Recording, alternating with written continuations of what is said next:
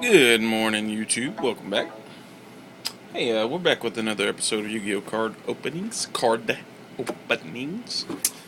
Today we're going to finish Legendary Collection.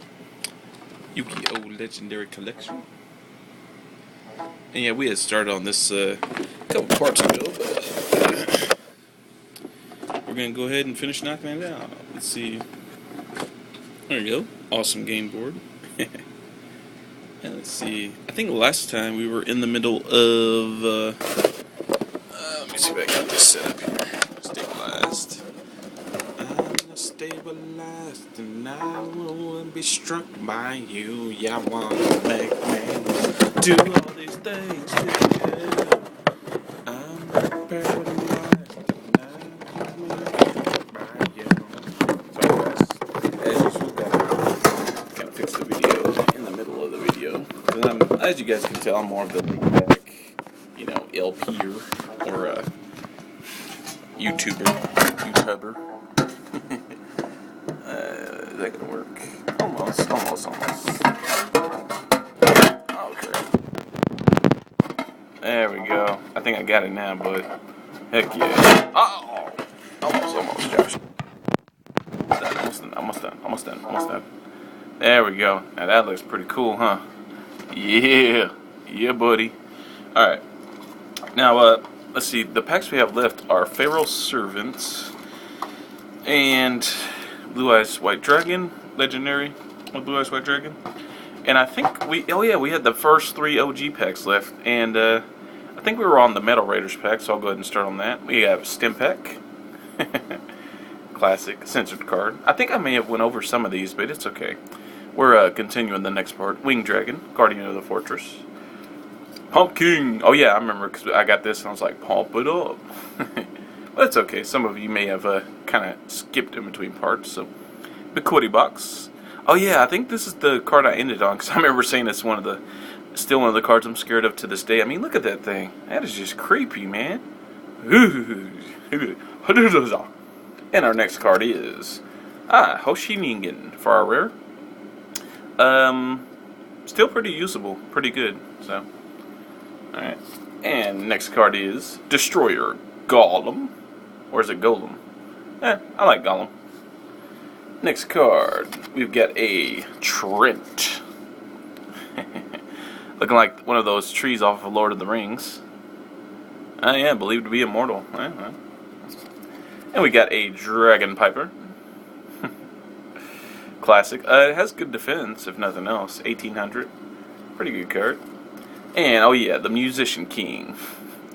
Oh yeah, because I think I definitely had opened some or all of his packs. I remember talking about the Piano Rip 74s or whatever from Guitar Hero.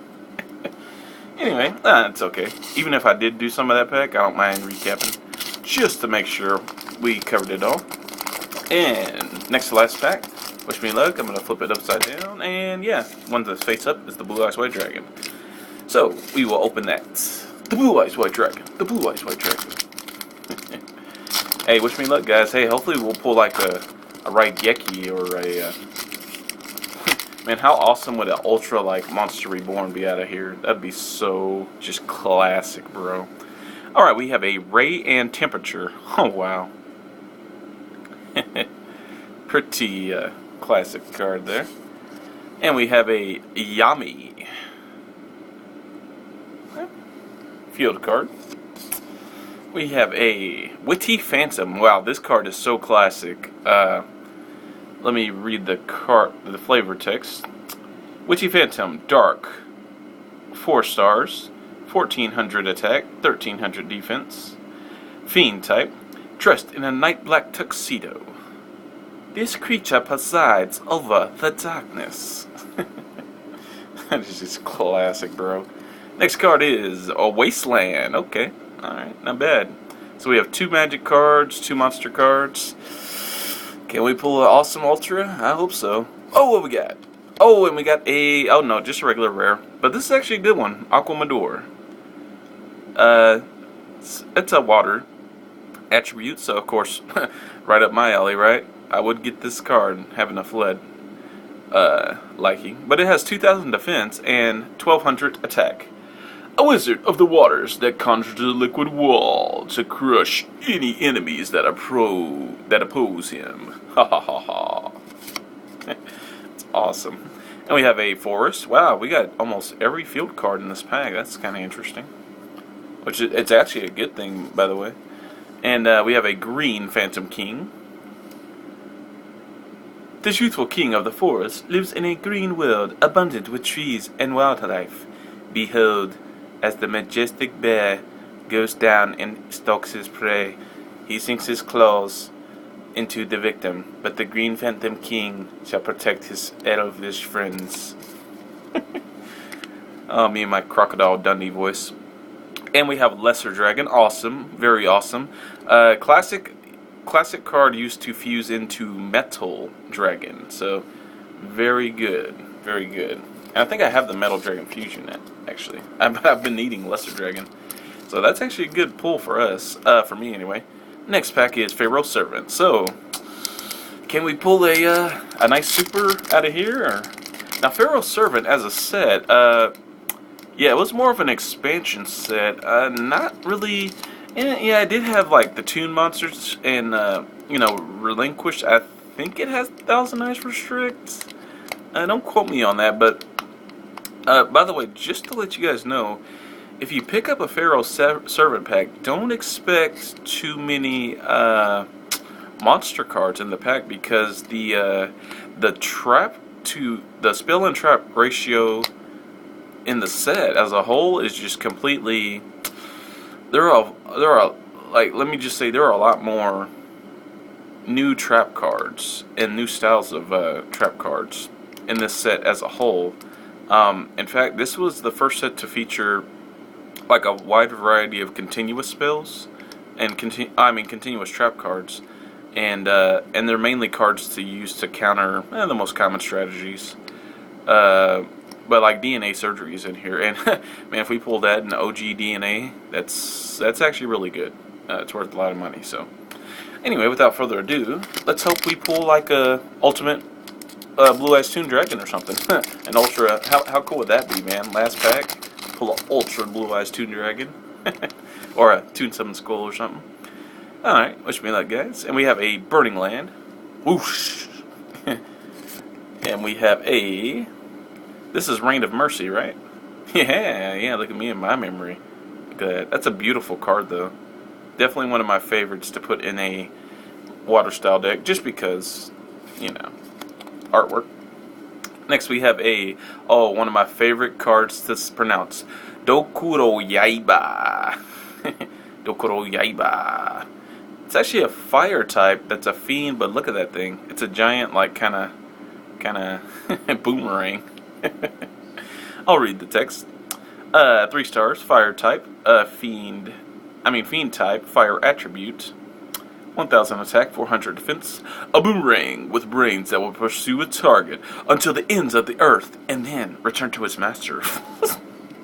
No, it actually doesn't say it'll return to its master, but of course it will. I mean, look at it. It's a boomerang.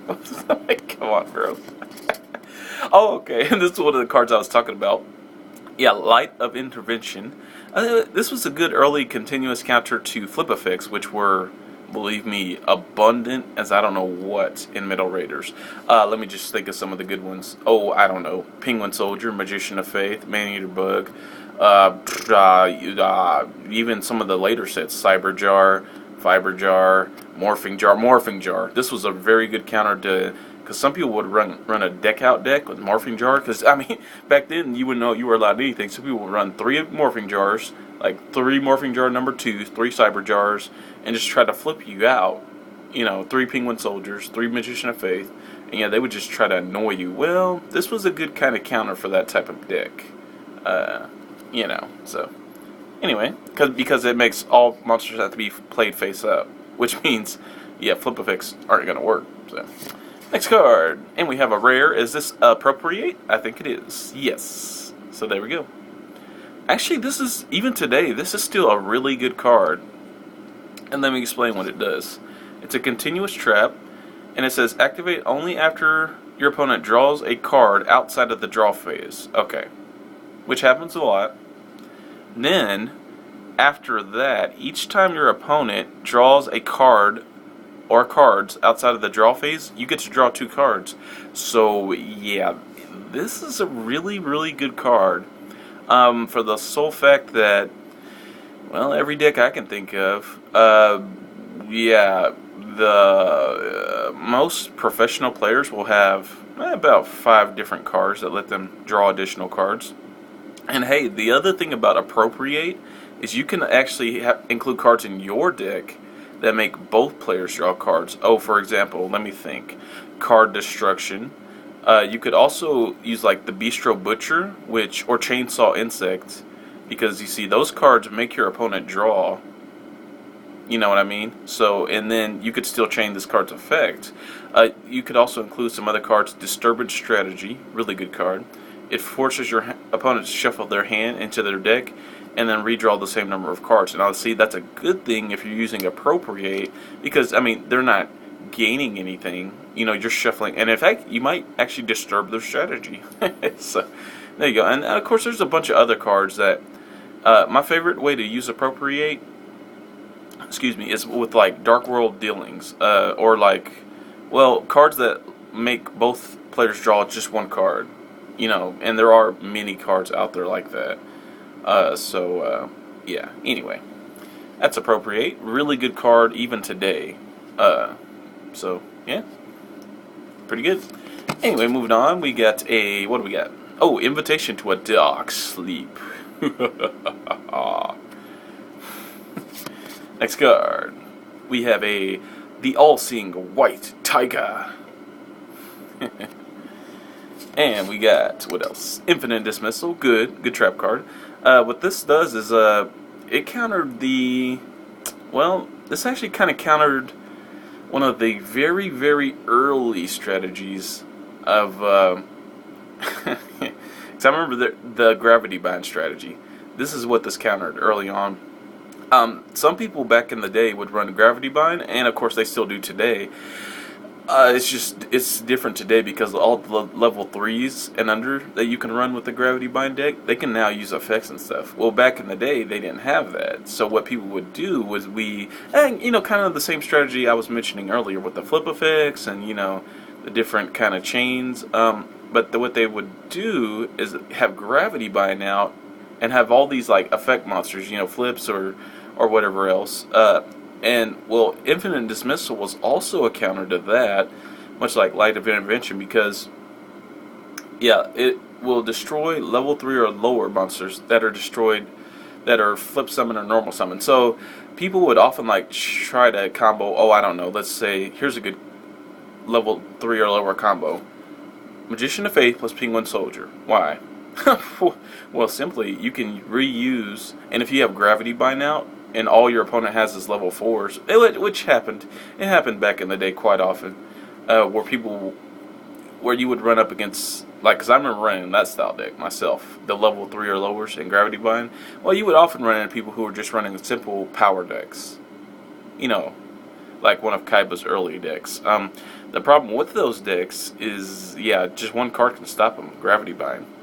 And so, what I would do is I would constantly recycle with Magician of Faith and Penguin Soldier. Magician of Faith, I would always bring back like Raigeki or something like that, or Monster Reborn, whatever. And then with Penguin Soldier, I wouldn't return my opponent's monsters to the hand. No, I would return Penguin Soldier itself, because you get to select 2, and Magician of Faith, and this whole time they can't attack. So it's just funny, dude, because I'm like reusing Pot of Greed, reusing, Graceful Charity. I'm reusing pretty much Harpy's Feather Duster. I'm basically reusing Change of Heart, all these OP, overpowered spell cards. And my opponent sometimes couldn't do anything. Well, if they would have had this card, Infinite Dismissal would have destroyed, some of those flip summoned effect monsters like Morphing Jar, etc. that I was talking about earlier. So, kind of another counter to that. So, it's a counter to the Gravity Bind strategy. In fact, this card is actually still really good today because, tuner monsters and some of the really quick special summon monsters, they're still really like level 3 or lower. So if you can, somehow play a trap that prevents tuning for that turn, or that prevents special summoning, yeah, and then play this card, yeah, not bad. You'll probably wind up sinking or pulling like a weak tuner into the graveyard, as long as you can prevent, XC tuning, and if you can if you have a card that says, oh, prevent all special summons this turn, and chain it to their normal summon, and then chain this, pretty good card, not gonna lie. So, there you go. A little food for thought. And respect play. R-A-S-P-E-C-T. Alright, and that is it for the Yu-Gi-Oh! Legendary Collection, guys. Yep, that's all we wrote. I actually forgot to pull out some of the other cards I had from this set. This is actually a new day of recording, in case you guys couldn't tell. But yeah, I actually forgot to pull out some of the God cards and stuff for the money shot, but that's okay. I'll get the money shot probably another time. But for the money shot on this one, I'm actually going to hold up the legendary box and just kind of, yeah. Awesome, man. Awesome. Well, I want to thank you all for joining me. And, yeah, got some great pulls out of this set. Man, I just love oh man, it's a good Pharaoh. But as you guys know, I'm an avid collector, so I just really love the classic, just classic packs that come in the set. So it really is cool. So there's Blue Eyes White Dragon pack, and there's the Pharaoh Servant, and of course we opened the Metal Raiders this video. But yeah, here we go. Yeah, legendary collection. Oh, it's a good feeling, man. I mean, because like I've told you guys in the previous video for this, I've never owned the 3 God cards, never owned Exodia. Well, now I do, and I get to share the moment with all of you who, happen to watch this video, or, Well, I want to thank you all for joining me, and, yeah, this is Floodmon 14, and we're signing out. You all have a great day. Bye.